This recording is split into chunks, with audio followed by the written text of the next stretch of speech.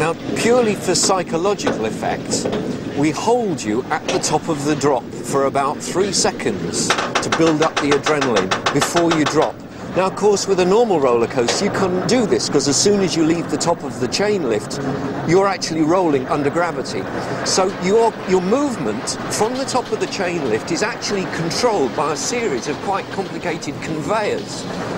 One of them being a vertical chain conveyor that's the reverse of the lift that we're climbing at the moment, so that you are engaging on a chain, and that chain then holds you at the top of the precipice for 3 seconds. For most people, it feels like 33 seconds. It feels like an eternity, but you're just held there for 3 seconds, and then a clutch releases, and the chain allows you to drop. From that moment on, you really are free running. So we're now engaging on that chain conveyor now.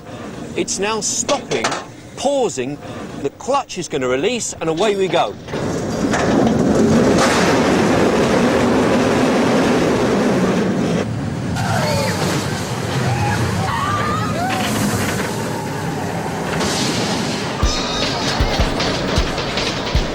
Oblivion plunges 180 feet in just 2.2 seconds.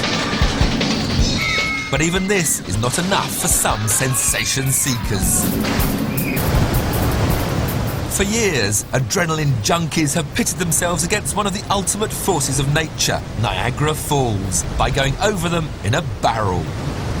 Most have not lived to tell the tale. But if you can't face going over Niagara Falls, then try the perilous plunge. It's only a few feet shorter, and you can experience the thrill of going over a waterfall without dying.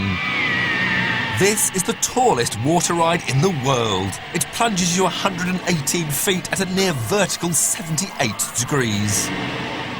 Oh, and you do get wet. The magnetic brakes and 20,000 gallons of water see to that.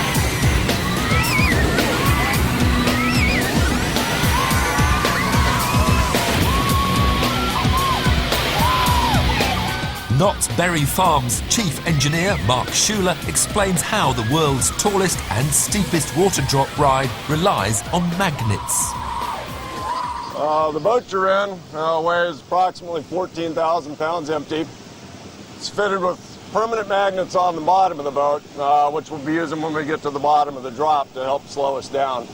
That and the large volume of water down there bring the boat to a nice, smooth slowdown. And we're just crowning the top of the lift at 125 feet. Nice view of the area. We go around the turn and get prepared to go on down the drop. Now this drop's 78 degrees, and we're going to join 20,000 gallons of water here, so it's going to get wet.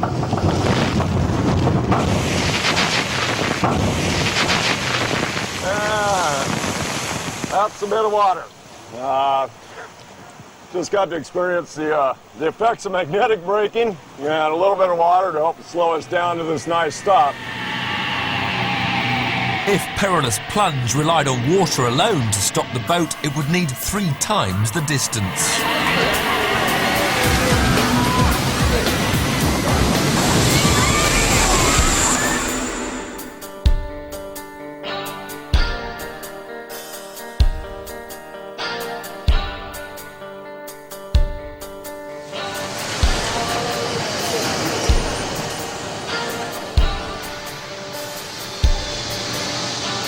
Big drop rides are now a must-have thrill in any modern theme park.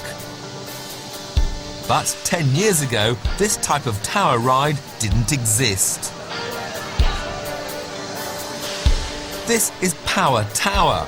When it opened in 1998, it was the tallest tower ride in the world and pioneered the new thrill ride technology of pneumatics, using compressed air in some of the largest cylinders ever made.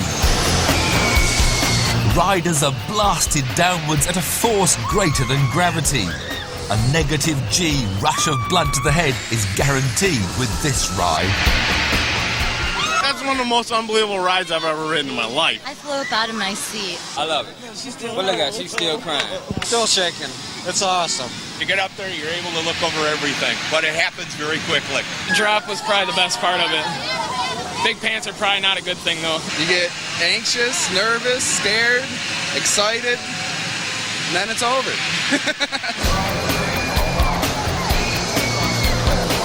Power Tower riders have a choice. As well as being blasted down, they can be shot skywards.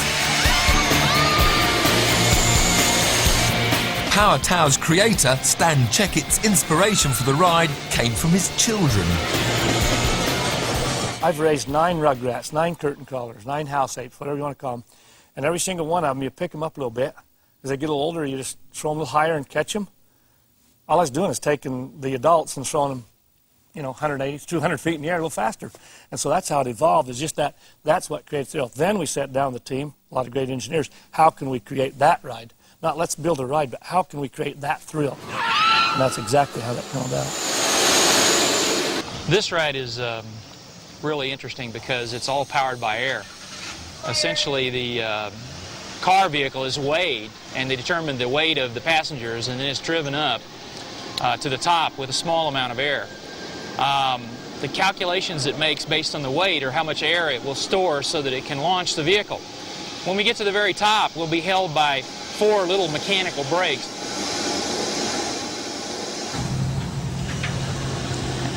This is what I like best about it. I like being able to look out and see the park. I don't know, I just can't stress it enough how, you get up here and you almost want to stay up here because it's so beautiful. Essentially, this ride, again, is all powered by air. We locked into the mechanical brakes at the top, pressurized the system. What I really like is just the rush of your butt coming off the seat, and then you just go and, straight down.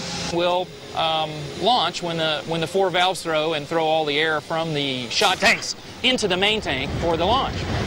It traps air at the bottom, and we act like a big spring that coils us or shoots us back up toward the air and then cushions us nice and softly all the way to the ground.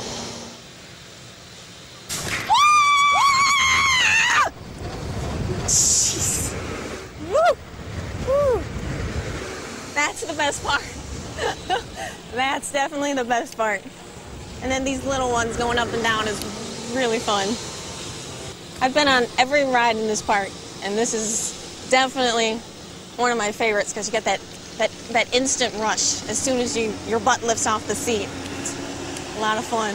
A lot of fun.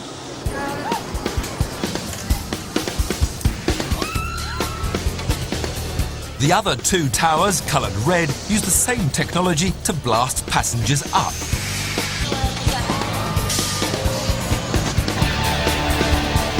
I'm gonna get whiplash. Clear. No, not clear. Not clear.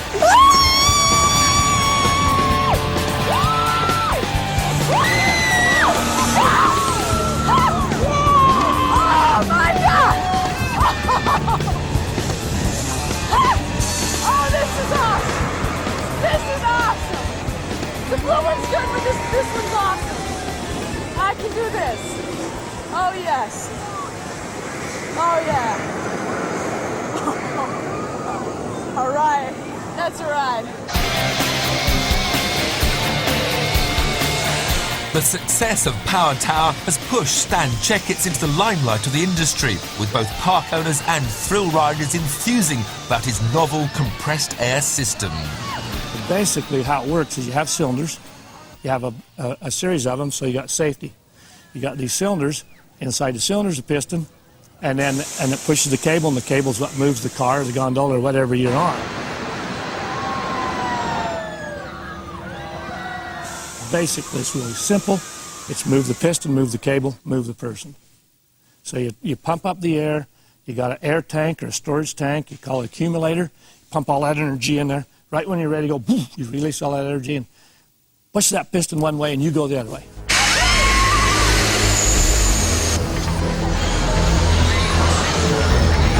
As the rides have become increasingly sophisticated, maintenance has become more important than ever before. Every moving part is checked, and checked again every